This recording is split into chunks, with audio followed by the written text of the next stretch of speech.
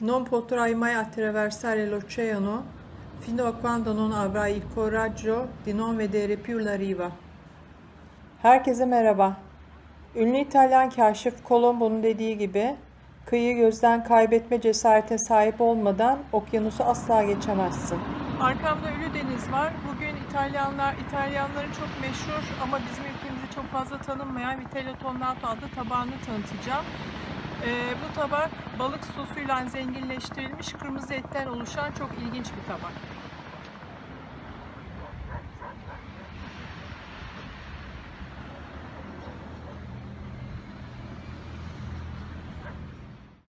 Vitello Tonnato yapmak için gerekli olan malzemeler: 500 gram dana noir, 1 adet soyulmuş havuç, yarım litre beyaz şarap, 3 kereviz sapı, 5 adet defne yaprağı, 1 adet soğan, 2 diş sarımsak, 1 dal biberiye, 1 dal adaçayı, 2 adet karanfil ve tane karabiber.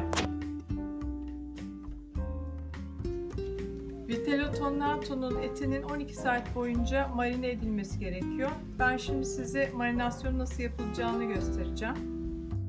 Taze karabiber ve defne yaprağı hariç tüm malzemeleri kabın içine koyuyoruz. Tane karabiberden 5 adet, defne yaprağından 3 adet koyuyoruz.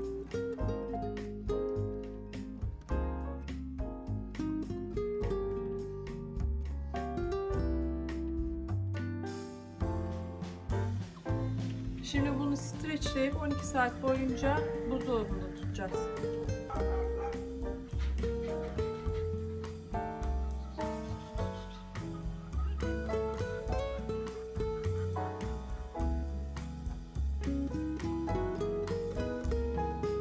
Buzdolabında 12 saat streçli beklettiğimiz eti buzdolabından çıkartıp marinasyondaki tüm malzemelerle birlikte haşlamak için tencereye koyuyoruz.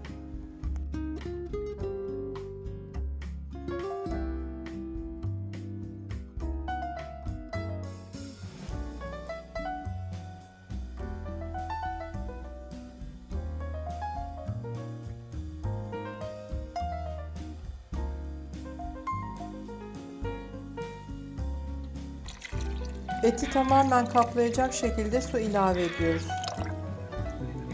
Sonra 2 tutam tuz serpip 2 defne yaprağı ve 3 adet tane karabiberi de ekleyip ocağın altını açıyoruz.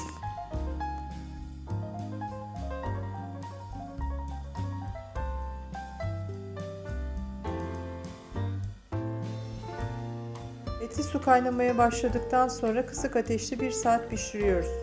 Eğer daha fazla pişerse et çok sertleşir. Haşlanan eti alıyoruz. Soğumasını bekliyoruz. Sonra etin kendisini streçleyip 2 saatliğine buzdolabına koyuyoruz. Dinlenmiş ve soğumuş etin üzerindeki ince yağ tabakasını alıp olabildiğince ince dilimler halinde kesiyoruz. Kalan et suyunu risotto veya et sulu yemeklerde kullanmak için buzlukta saklayabilirsiniz.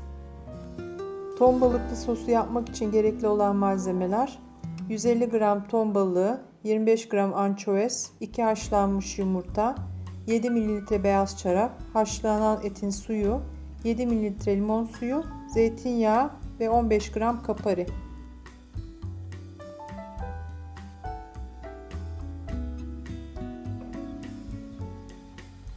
Haşlanmış 2 adet yumurtayı kaba döküyoruz. Sonra ançoezi döküyoruz. Kaparileri döküyoruz. Ton balığımızı ekliyoruz. Ton balığının yağının süzülmüş olması gerekiyor. Ardından beyaz şarabımızı ekliyoruz. Sonrasında limon suyunu koyuyoruz. Biraz da zeytinyağı ekliyoruz. Zeytinyağı duruma göre biraz daha ekleyebiliriz.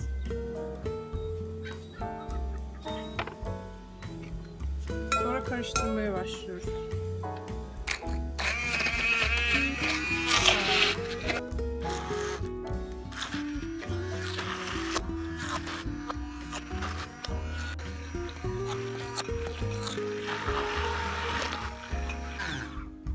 Şimdi biraz koyulaştığı için açmak için çok az et suyu ekleyeceğim.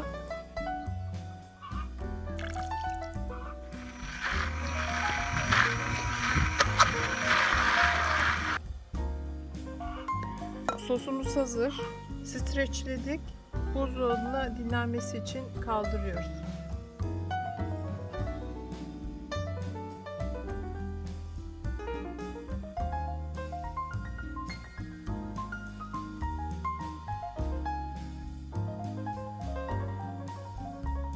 Size biraz da Vitello Tonnato'nun tarihinden bahsedeyim.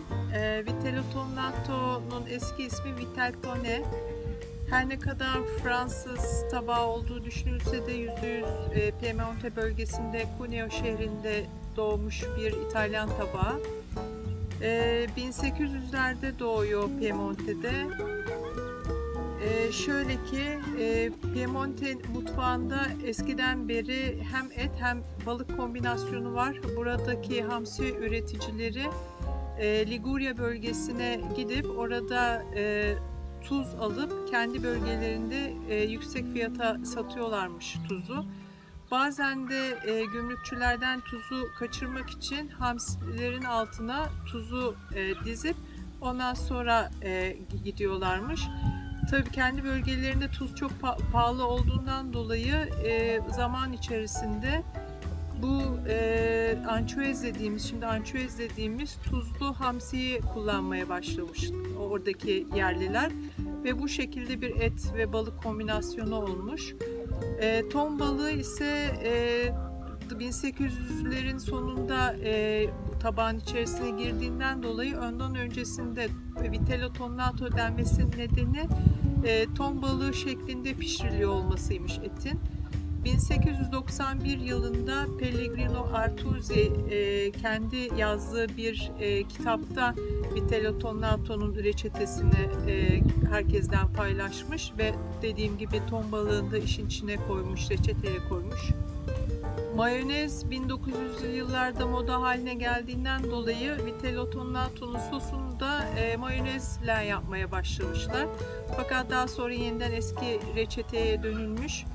İtalya'nın dışında diğer ülkelerde, Türkiye'de olduğu gibi şeflerin bazıları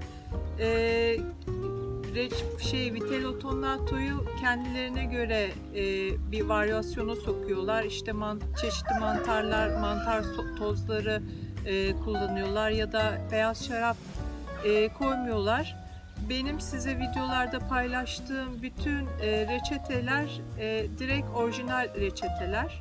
Vitello Tonnato ile ilgili her şeyi anlattım. Şimdi mutfağa geçip bu tabağı yapma sırası sizde.